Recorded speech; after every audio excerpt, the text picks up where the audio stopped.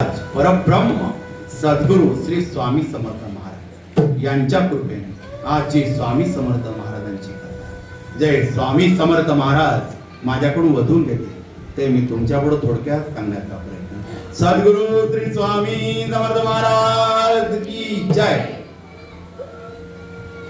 अनंत कोटी ब्रह्मांड नायक राजाधिराज योगीराज परब्रह्म सद्गुरु श्री स्वामी समर्थ महाराज। महाराजच्या लीला या अनंत आहे। महाराज ज्यावेळी अक्कलकोटला आले तर महाराज चोळप्पा महाराजांच्या घरी राहत असे। महाराज अनेक वर्ष चोळप्पा महाराजांच्या घरी राहिले आणि चोळप्पा महाराज हे नितांत स्वामींची सेवा करत असे। ना मनामध्ये कोणता द्वेष होता ना काय होतं, फक्त स्वामींची सेवा करायची। आपल्या घरी स्वामी महाराज आलेले आणि ती स्वामींची सेवा आपल्या हातून घडावी हे चोळप्पा महाराजांना वाटत होतं। सकाळची वेळ होती, स्वामींचं स्नान झालं आणि स्वामी महाराज चौपाळ्यावर बसलेले होते, झोका घेत होते।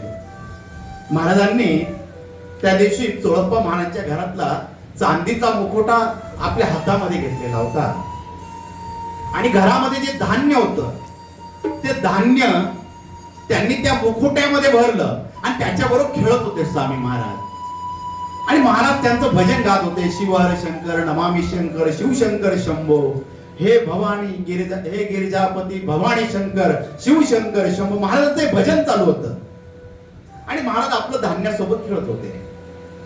चोळप्पा महाराज स्वामी समोर आले आणि महाराजांपुढे हात जोडून उभे होते आणि त्या दिवशी एक घोडास्वार आलेला होता।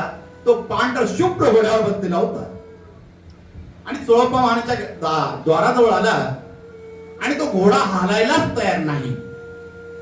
तो घोड्यावर बसलेला स्वार तो स्वामींकडे विनवणी करून बघतोय की स्वामी माझ्याकडे पाहतील, मला घोड्यावर उतरता येईल, पण त्याला घोड्यावर उतरता येत नव्हतं। घोडा त्याला उतरूच देत नव्हता आणि त्याच्या पोटामध्ये कळ अशी आलेली होती की ती कळ पोटातली थांबायलाच तयार नव्हती। तो एकदम व्याकुळ झाला की स्वामी माझ्याकडे पाहतील, मी स्वामींचं दर्शन घेईल आणि घोड्यावर उतरेल आणि स्वामींचं चरण पकडेल, हे त्याच्या मनामधला भाव होता। लोक स्वामींच्या दर्शनासाठी भक्त गर्दी करू लागले, पण त्या घोड्यामुळे कोणालाच स्वामींपर्यंत पोहोचता येत नव्हतं। सगळेजण त्या घोड्यावाल्याला दोष देऊ लागले, अरे तुझा घोडा बाजूला काढ, आम्हाला स्वामींच्या दर्शनाला जायचंय। पण तो घोडा ऐकत तो मागं जाय पुढे जाय, जागेवरून हलायलाच तयार नाही। तो घोडास्वार स्वामींना विनंती करतोय, स्वामी मला खाली उतरवा। स्वामी आपल्या आपल्या धान्यासोबत खेळत होते, मुकुट्यासोबत खेळत होते। चोळप्पा महाराज त्या घोड्यास्वाराजवळ गेले आणि त्याला सांगू लागले, बाजूला हो महाराज, मला बाजूला होत नाही, हा घोडा उतरूच देत नाही आणि पोटातली कळ थांबत नाही, मला बोलता येत नाहीये। चोळप्पा महाराज स्वामींकडे जात आहे, महाराज याला व्याधीतून मुक्त करा, याला खाली उतरवा। आणि त्यावेळेस अनेक स्वामी भक्तांची गर्दी तिथं गोळा झालेली होती। प्रत्येक जण त्या घोडास्वारला सांगू लागला, अरे खाली उतर, आम्हाला दर्शन घेऊ दे। तो मला उतरता येत नाही, पोटातली कळ थांबत नाही। चोळप्पा महाराज स्वामींना विनंती करताय, स्वामी याची व्याधी दूर करा, स्वामी याला घोड्यावरून खाली उतरा। मला ब्रह्मांड नायक सांगतोय, पहिले त्याला सांग आमचे 125 पेढे कुठे गेले, आम्हाला पेढे कबूल करतोस आणि खाली हात देतोस। त्यावेळेस तो घोडा स्वार दचकला, हा तर माझ्या स्वप्नातला दृष्टांत आहे आणि स्वामी इथे बोलताय। हो आम्हीच बोलतोय, तुम्ही पेढे सांगितले, त्या पेढ्यांची आम्ही वाट पाहत आहोत। अन्नदान करून करतोस आणि पळतोस? नाही स्वामी।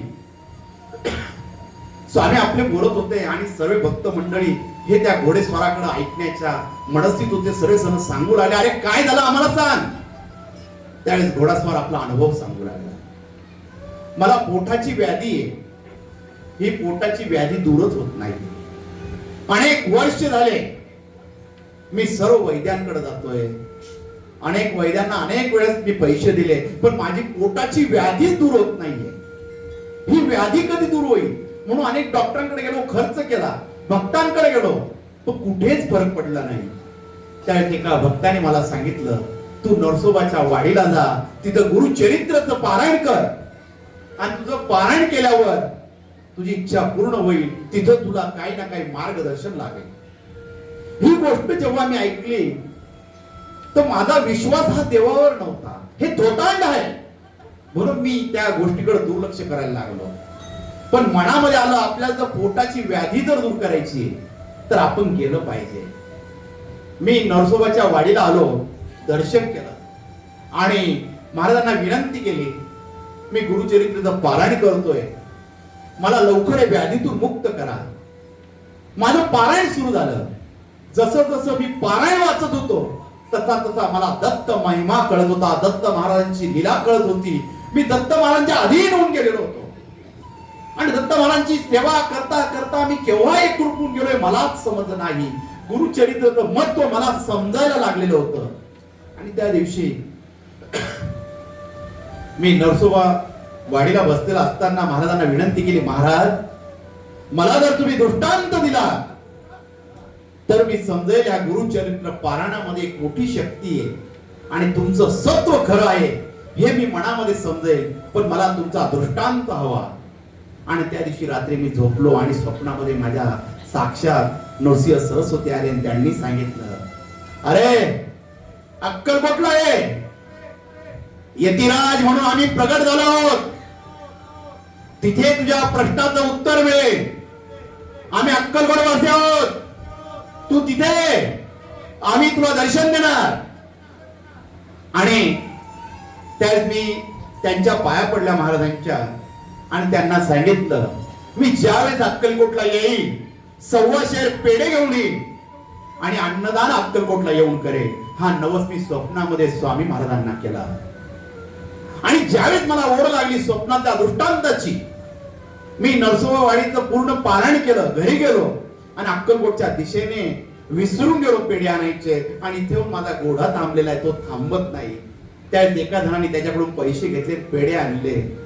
या गर्दीमध्ये त्यांनी पेढे तिच्या हातात ठेवले आणि त्याच घोडा तिथे थांबला. तो तिथून पळत सुटला आणि स्वामींच्या चरणांजवळ आला. स्वामी क्षमा करा, पहिले आमचे पेढे बोल, पहिले आम्हाला पेढे दे. महाराज आपल्या शब्दामध्ये सांगत होते. त्याने स्वामींच्या हातामध्ये पेढे दिले आणि माझा ब्रह्मांड नाही कुठला सगळ्या भक्तांच्या हातामध्ये तो प्रसाद देऊ लागला. स्वामी महाराज बसलेले होते. त्यावेळेस हा सांगतो, स्वामी महाराज जे माझ्या स्वप्नामध्ये सांगितलं, तुम्ही यतिराज म्हणून अक्कलकोटला प्रगट झालात, जे रूप मला तुम्ही दाखवलं स्वामी महाराज, ते साक्षात रूप मला इथे दिसत आहे स्वामी. स्वामी मंद हसले आणि माझा ब्रह्मांड नाही त्याच्याकडे पाहू लागला. आणि स्वामी महाराजांनी जो चांदीचा मुकुटा घेतलेला होता, स्वामींच्या लीला ज्या व्हायच्या, महाराजांनी हातामध्ये जर कोणती वस्तू घेतली तर समजून घ्यायचं त्याच्या मागे काहीतरी लीला आहे.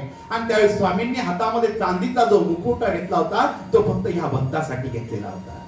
याला आपल्या जवळ बोलवलं स्वामी महाराजांनी आणि जवळ बोलवल्यावर जो चांदीचा मुकुटा त्याच्या पोटावर स्वामी महाराज फिरू लागले.